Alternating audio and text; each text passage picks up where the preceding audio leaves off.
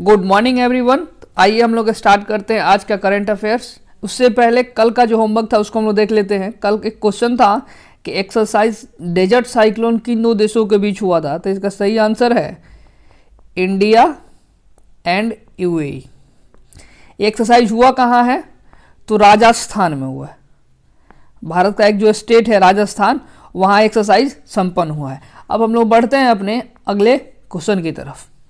देखिए आज का पहला क्वेश्चन है कि recently classical dancer and choreographer Basant Lakshmi Narasimhachari ji को किस अवार्ड से सम्मानित किया गया है? ऑप्शन ए है Nritya Kala award, option B Arjuna award, option C Booker award और option D Sahitya Akademi award. तो देखिए इसका सही आंसर है ऑप्शन नंबर ए नृत्य कलानिधि अवार्ड। ऑप्शन जो बी है अर्जुना अवार्ड, ये तो खेल के क्षेत्र में दिया जाता है, स्पोर्ट्स में, तो ये तो ऐसे ही कट जाता। बुकर अवार्ड जो है ये लिटरेचर के क्षेत्र में दिया जाता है ब्रिटेन में।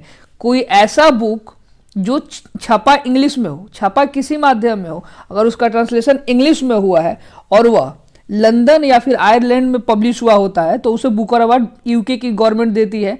और साहित्य अवार्ड भारत सरकार द्वारा दिया जाता है साहित्य के क्षेत्र में, लिटरेचर के क्षेत्र में। तो इस क्वेश्चन का सही आंसर है नृत्य कलानिधि अवार्ड। अब दूसरे क्वेश्चन की तरफ बढ़ते हैं।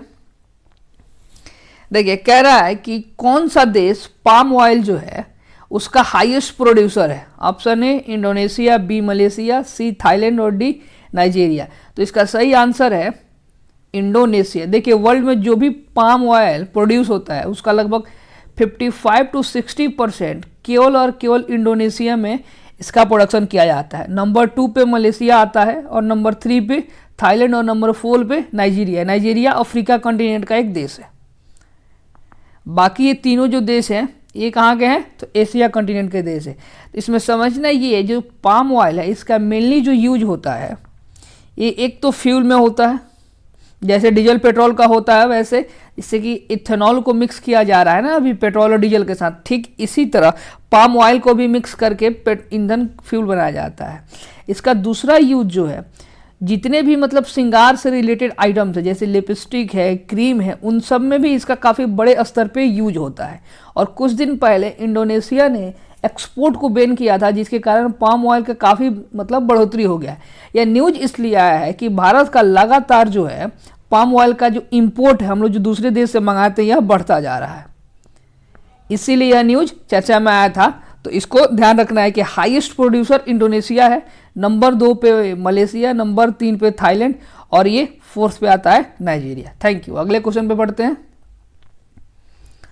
देखिए अगला क्वेश्चन ये कह रहा है कि कभी कभी समाचारों में दिखाई जाने वाला गोल्डी लॉक जोन यह क्या है और यह किससे रिलेटेड है? गोल्डी लॉक जोन जो है यह क्या संबंध रखता है? तो इसका पहला ऑप्शन है कि ऐसा क्षेत्र जहां ग्रेविटी गुरुत्वाकर्षण शून्य होता है, एक ऐसा क्षेत्र जहां पे ब्लैक होल पाए जाते हैं।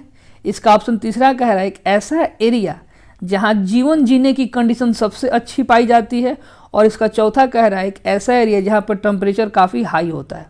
तो इस क्वेश्चन का सही आंसर है ऑप्शन नंबर सी, एक ऐसा एरिया जहां जीवन जीने की कंडीशन काफ़ी अच्छी पाई जाती है। इसको समझाने के लिए इसको अच्छे से ऐसे समझिए, ये जो हमारी अर्थ है मदर अर्थ और यहाँ कहीं सन है, इनके बीच ये जो इलाका है जहाँ पे हमारी अर्थ है यह एक ऐसा लॉक है, गोल्डी लॉक जोन इसी को बोला जाता है, गोल्डी लॉक जोन, जहाँ पे जीवन की सबसे मतलब कि मैक्सिमम पॉसिबिलिटी और इसलिए यहाँ जीवन भी पाया जाता है। होता यह है कि अगर हमारी अर्थ इस जो गोल्डी लॉक जोन से बाहर निकल के सूर्य के और करीब चली जाए तो टेम्परेचर इतना बढ़ जाएगा कि यहाँ लाइफ सपोर्ट ही नहीं हो पाएगा। या फिर ऐसा हो जाए कि ये जो अर्थ है इस जो गोल्डी लॉक जोन से इससे बाहर निकल के चली जाए तो टेम्परेचर इतना लो हो जाएगा जैसे अन्य प्लेनेट पर लाइफ की संभावनाएं नहीं है वैसे पृथ्वी पर भी जो लाइफ है उसका संभावना या पॉसिबिलिटी समाप्त हो जाएगी। तो एक ऐसे एरिया में बंधी हुई है एक दूसरे के गुरुत्वाकर्षण के कारण जिस कारण यहाँ पे लाइफ संभव है। तो इसीलिए यहाँ जहाँ हमारी पृथ्वी है उस क्षेत्र को गोल्डी लॉक जोन कहा जाता है। इसका एक और ऑप्शन था उसको देखिए, कह रहा है कि एक ऐसा एरिया ऑप्शन है जहाँ पे जीरो ग्रेविटी होती है। तो देखिए कोई भी इलाका बहुत ऐसे रेयर पॉसिबिलिटी को वहाँ ग्रेविटी जीरो कुछ ना कुछ अवश्य होती है। हाँ हमारी जो आदित्य L1 मिशन छूटा था उसमें जो L1 था उसको लेग्रांज पॉइंट कहा जाता है, और ये एक ऐसा पॉइंट है जहाँ पे ग्रेविटी को बैलेंस आउट कर दिया जाता है। जैसे मान लीजिए दो प्लैनेट, एक अर्थ है एक सन है, इन दोनों का जहाँ पे ग्रेविटी बैलेंस आउट हो जाएगा, यानी कि जितनी ग्रेविटी पृथ्वी लगा रही है उतना ही सन लगा रहा है, तो ये ऑब्जेक्ट है ना ही सन की तरफ मूव कर पाएगा और ना ही अर्थ की तरफ। तो ये जो पॉइंट होगा कहा जाएगा कि लेग्रांजियन पॉइंट है, जो दोनों तरफ के ग्रेविटी को बैलेंस आउट कर देता है और एक इक्विलिब्रियम स्टेट मतलब कि साम्य अवस्था में बना रहता है, जो ना तो इधर मूव कर पाता है और ना ही इधर मूव कर पाता है। तो ये जीरो ग्रेविटी का मतलब ये होता है। अब हम लोग अगले क्वेश्चन की तरफ बढ़ते हैं। कह रहा है कि ग्लोबल कूलिंग वॉच रिपोर्ट जो है वह किसके द्वारा पब्लिश किया जाता है। ग्लोबल कूलिंग जो है इसके किसके द्वारा पब्लिश किया जाता है। Option A IUCN, international union for conservation of nature. Option B world wild life fund. Option C united nation environment programme. और option D international energy agency. तो इसका सही आंसर है option number C, united nation environment programme. इसका headquarter जो है Nairobi में है। नैरोबी कहाँ है? तो अफ्रीका कॉन्टिनेंट का जो एक देश है केन्या, वहाँ का क्या है, ये हेडक्वार्टर इसका नैरोबी में है। नैरोबी केन्या की कैपिटल है। और जो ये केन्या है यह अपने चाय उत्पादन के लिए, टी प्रोडक्शन के लिए काफ़ी फेमस है। और हाल ही में भारत सरकार ने 200 मिलियन का एड जो है ग्रांट ये केन्या को दिया था। तो इस कारण केन्या काफ़ी चर्चा में भी था, उसको याद रखना है। ये जो इंटरनेशनल एनर्जी एजेंसी है इसका जो हेडक्वार्टर है ये ऑस्ट्रिया का शहर जो है वियना में इसकी हेडक्वार्टर है, इसको भी ध्यान रखना है। आगे बढ़ते हैं। कह रहा है कि रिसेंटली मोर देन 100 पीपल जो हैं वह एक बम ब्लास्ट में मर गए थे। यह बम ब्लास्ट हुआ था किस देश के एक क्षेत्र है, कर्मन क्षेत्र। कर्मन इलाका में कहाँ बम ब्लास्ट हुआ था जिसमें 100 से ज़्यादा लोग हाल ही में मारे गए। Option A Israel, B Iran, C Iraq और डी UAE। तो इसका सही आंसर है ऑप्शन बी ईरान। इसका सही आंसर क्या है? ईरान। देखिए ईरान का एक टॉप कमांडर था कासिम सुलेमानी। कासिम सुलेमानी, इसकी एक साल पहले USA ने अपने ड्रोन अटैक में मार डाला इसको। किसको? कासिम सुलेमानी को 3 जनवरी के दिन। अब इसका कल जो था 3 जनवरी के, इसका क्या था, मतलब कि मरने की तिथि थी। तो उस कारण इसके कब्र जो है किस इलाका में है, तो ईरान का एक शहर है कर्मन क्षेत्र, वहाँ इसका कब्र था। वहाँ पे बड़ी भीड़ में लोग गए थे इसके प्रति अपनी श्रद्धा दिखाने के लिए। वहीं अचानक बम ब्लास्ट हुआ जिसमें 100 से ज़्यादा लोग मारे गए, 100 से ज़्यादा लोग मारा जाए। और इसका डर यह सता रहा है कि हो सकता है कि ईरान इसके रिटेलिएशन में इजराइल पे या USA पे बम दागना शुरू कर दे, मिसाइल लॉन्च कर दे। जबकि USA ने खुद ये घोषणा कर दिया है कि ये जो बम ब्लास्ट हुआ है उससे ना ही USA का कुछ लेना देना है, और साथ में इन्होंने इजराइल की भी जिम्मेवारी ले ली कि इस बम ब्लास्ट से इजराइल का भी कोई रिलेशन नहीं है। जबकि ईरान का कहना है कि हम लोग अभी इन्वेस्टिगेशन कर रहे हैं और जैसे किसी का नाम आता है तो हम लोग इसके प्रति कड़ा एक्शन लेंगे। किसका कहना है? ये ईरान का। तो देखिए मेनली आपको यह याद रखना है जो कर्मन क्षेत्र है ये किस देश से बिलोंग करता है, तो इसका सीधा आंसर होगा ईरान। अगले क्वेश्चन की तरफ। कह रहा है कि हाल ही में एमबी चेमो प्लूटो और MV साई बाबा, ये दोनों न्यूज, ये शब्द जो है न्यूज में थे। तो आखिर में ये क्या है? ऑप्शन ए कह रहा है कि ये सैटेलाइट हैं जो इसरो के द्वारा लॉन्च किए गए हैं।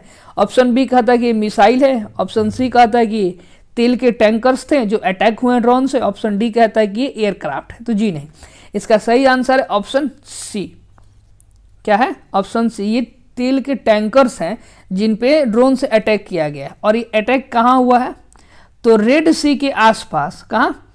रेड सी के आसपास जो यमन एक देश है, यमन कंट्री का एक आतंकवादी संगठन है हौतीज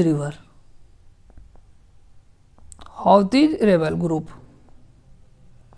जब से इजराइल और हमास की युद्ध चल रहा है तो कोई भी शिप जो रेड सी से गुजर रहा है और उसका कोई भी कनेक्शन मिल रहा है इजराइल के साथ, तो ये जो हौतीज रेबल्स हैं ये लोग उस शिप को टारगेट कर रहे हैं। और इसी दौरान दो शिप MV चेमो प्लूटो और MV साईं बाबा पे इन्होंने ड्रोन अटैक्स किया था, जिससे मतलब ये जो क्या बोलते हैं ये जो शिप थी इनका कुछ नुकसान तो हुआ है, नो डाउट इनका नुकसान इनको हुआ ही है। तो अब आपको ध्यान रखना है कि क्या भारत आ रही शिप पर भी हमला किया जा रहा है? तो जी हाँ, कुछ दिन पहले गुजरात के तट से थोड़े ही दूर पे एक जो जहाज़ था जो भारत की तरफ आ रहा है, मुंबई पोर्ट पे जा रहा था, उस पर भी अटैक किया गया, जिस कारण इंडियन नेवी जो है काफ़ी एक्टिव हो चुकी है अरेबियन सी में, और जो भी शिप आ रही है भारत की तरफ या फिर इंटरनेशनल शिप गुजर रही है उसको प्रोटेक्शन देने का काम भी इंडियन नेवी कर रही है। तो इसको आपको याद रखना है कि MV चेमो प्लूटो और MV साईं बाबा क्या थे? तो एक वायल टैंकर थे जिसपे हौती रिबल्स ने ड्रोन से अटैक किया था। एक शब्द और जान लेते हैं, ये जो एयरक्राफ्ट है, भारत के पास कितने एयरक्राफ्ट है? भारत के पास टोटल 2 एयरक्राफ्ट है।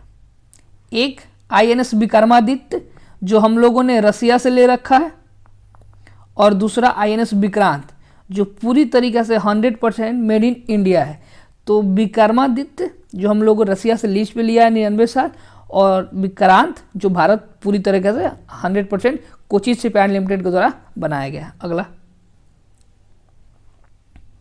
अगला क्वेश्चन कह रहा है कि इनकम टैक्स एक्ट 1961 का कौन सा सेक्शन जो है यह अधिकारी को सर्च और सीज का राइट्स देता है? देखिए, कुछ दिन पहले एक मूवी आई थी अजय देवगन और इलियाना डी क्रूज की, रेड मूवी, उसमें जो है काफ़ी रेड को अच्छे से दिखाया गया है, सर्च का भी और सीजर का भी। तो ये कौन सा सेक्शन है ये इनकम टैक्स एक्ट ऑफ 1961 का जो ये अधिकारी को पावर देता है कि आप सर्च भी कर सकते हैं और आप सीज भी कर सकते हैं? तो इसका ऑप्शन है 108 section, option B 132, option C 100 और ऑप्शन डी 123। तो इसका सही आंसर है ऑप्शन 132 सी, मतलब option B section 132। Income tax act 1961 की जो सेक्शन 132 है, ये जो भी इनकम टैक्स अधिकारी है उसको इम्पावर्स करता है, पावर देता है कि वह इस सेक्शन का यूज करते हुए अगर इनकम टैक्स से रिलेटेड चोरी हुई है और टैक्स प्रॉपर नहीं दिया गया है, तो इस रेफरेंस को लेते हुए वह किसी की भी घर को सीज कर सकता है, सर्च कर सकता है, और जो वहाँ पे टैक्स मिलेगी या फिर जो पैसा मिलेगा, जो ऑब्जेक्ट मिलेगा, उनको सीज भी कर सकता है। यह न्यूज इसलिए आया है कि जो MP शर्मा केस 1970 का था, जिसमें सुप्रीम कोर्ट ऑफ इंडिया ने सेक्शन 132 को वैलिडेट किया था, बोला था कि नहीं यह सही है, वह केस अभी चर्चा में आया था, जिस कारण यह न्यूज भी चर्चा में बन गया है। तो आपको ध्यान रखना है कि किस सेक्शन के तहत जो अधिकारी उनके पास पावर आता है किसी की घर को सर्च और सीज करने का, तो सेक्शन 132। अगले क्वेश्चन की तरफ बढ़ते हैं लोग। अगला क्वेश्चन कह रहा है कि जो आसाम में एक आतंकवादी संगठन है ULFA, United Liberation Front of Assam, इसका गठन कब हुआ था? इसके गठन का ये ऑप्शंस है, इसके ऑप्शंस को देखने से पहले आप थोड़ा सा बेसिक समझ लीजिए। देखिए, जब बांग्लादेश 1971 में आज़ाद हुआ और एक देश के रूप में बना, तो उसके पहले जो पाकिस्तान, वर्तमान का पाकिस्तान, उनकी फोर्सेस बड़े स्तर पे वहाँ जेनोसाइड कर रही थी। जेनोसाइड का मतलब क्या होता है? बड़े स्तर पे लोगों को मारना, मतलब नरसंहार इसको हिंदी में बोलते हैं, नरसंहार कर रही थी, जिस कारण बहुत से बंगाली लोग भाग भाग के भारत के तरफ एंट्री करने लगे, और इसी दौरान कई मिलियन लोग असम में भी एंट्री करने लगे। जैसे जैसे ये लोग असम में बढ़ते गए, उससे हुआ यह कि असम की जो पॉपुलेशन थी वो डिसबैलेंस होने लगी, यानी वहाँ के जो लोकल लोग थे, जो नेटिव थे, उनकी पॉपुलेशन परसेंटेज में कम होने लगी और बंगाली लोगों की पॉपुलेशन बढ़ने लगी, जिस कारण अल्टीमेट वहाँ के कुछ लोग, जैसे कि ये जो बरुआ है, एक बरुआ है, अरविंद राजा खोआ है, बरुआ है, ये लोग मिलके 1979 में 1979 ईस्वी में एक संगठन का गठन किया, और यह एक तरह से आर्म्ड रिबेलियन था, मतलब विद्रोह कर रहा था, और बंदूक, इनका स्टार्टिंग में किडनैपिंग से रिलेटेड खूब धंधा हुआ, और खूब ये किडनैप करके और सरकार के खिलाफ हथियार उठाने लगे, और सरकार चुपचाप थी, मतलब कि टाल रही थी कि बातचीत से ख़त्म हो जाए।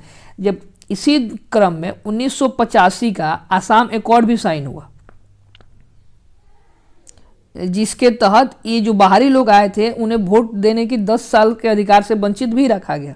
फिर भी ये लोग नहीं माने, अरविंद पोखोवा और ये राजा बुआ ये लोग ना माने, जिस कारण भारत सरकार 1990 के दशक में ऑपरेशन बजरंग को चलाती है। ऑपरेशन बजरंग को चलाती है और बड़े स्तर पे उल्फा के आतंकवादी पकड़े जाते हैं और उन्हें मार भी दिया जाता है। कई तो मेन लीडर भी मारे गए थे इस ऑपरेशन बजरंग के द्वारा। तब जाके इनकी कुछ फैक्शन शांत हुई और वर्तमान में यह 2 ग्रुपों में बढ़ चुका है, एक उल्फा और एक उल्फा आई। तो जो मेन उल्फा है उसके जो नेता हैं वो भारत सरकार से पीस डील कर रहे हैं, जिस कारण यह खबर काफ़ी चर्चा का विषय बना हुआ है, तो इसको याद रखना है। अब अगला क्वेश्चन देख लेते हैं और आखिरी क्वेश्चन है, कह रहा है कि सेबी जो है, SEBI securities and exchange bank of India जो है, इसका हेडक्वार्टर कहाँ है? Option A Mumbai, B New Delhi, C Kolkata और डी चेन्नई। तो इसका सही आंसर है option number A, financial capital of India Mumbai. Mumbai में सेबी का क्या है? हेडक्वार्टर। देखिए सेबी की जो स्थापना हुई थी वो 1988 में हुई थी, 12 April, if I am not wrong, 12 April 1988 की इसकी स्थापना हुई थी सेबी की। और इसको जो लीगल स्टेटस मिला है, मतलब कि ये कब मिला है? तो एक कमेटी बनी थी, नरसिम्हम कमेटी, नरसिम्हम कमेटी। इस कमेटी के सिफारिश पे 1990-91 में सेबी एक्ट पास किया गया। सेबी एक्ट पास करके 1992 में सेबी को एक लीगल बॉडी का स्टेटस दे दिया गया। तब से सेबी काम कर रहा है। और देखिए ये जो इसका पूरा फुल फॉर्म आप हमेशा कई बार पढ़ते होंगे बट शायद समझ ना पाते हो, समझिए ये जो कह रहा है कि सिक्योरिटी एंड एक्सचेंज बोर्ड, इसका मतलब क्या होता है इसको थोड़ा समझ लिए। देखिए जब भी कोई शेयर आप खरीदते हैं, शेयर खरीदते हैं या फिर उसको आईपीओ भी आप साधारण समझिए, शेयर खरीदते हैं, तो ये जो शेयर मार्केट है भारत में, यह फेयर तरीका से, मतलब एकदम सही तरीका से काम कर रहा है कि नहीं, यहाँ कोई लोचा तो नहीं है, कोई शेयर मार्केट को अपने घुस के इंटरफेरेंस तो नहीं कर रहा है, इसको सही तरीका से स्मूथली चलने तो दे रहा है। यानी शेयर मार्केट को रेगुलेट करने के लिए भारत में जो अल्टीमेट अथॉरिटी है वो सेबी है। यह देखते हैं कि भारत में जो शेयर मार्केट है अच्छे से परफॉर्म करे, इसमें किसी दूसरे का इंटरफेरेंस ना हो, गलत तरीके से ना ही कंज्यूमर को नुकसान हो, कस्टमर को, और ना ही गलत तरीके से कंपनियां अपना लाभ उठा पाए।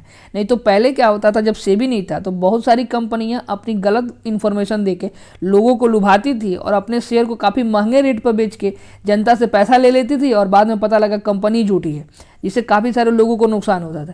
इसलिए भारत सरकार ने सेबी का गठन किया कि नहीं, अब शेयर मार्केट जो होगा सेबी की निगरानी में काम करेगा। जैसे अपना बॉम्बे स्टॉक एक्सचेंज है, नेशनल स्टॉक एक्सचेंज है, ये सबकी किसकी निगरानी है? तो सेबी की है। तो आज का वीडियो यहीं समाप्त होता है। इस वीडियो को थोड़ा शेयर कीजिए ताकि और लोगों तक पहुंच सके, ताकि हम लोग और से ज़्यादा इस पर एफर्ट डाल सकें। Thank you.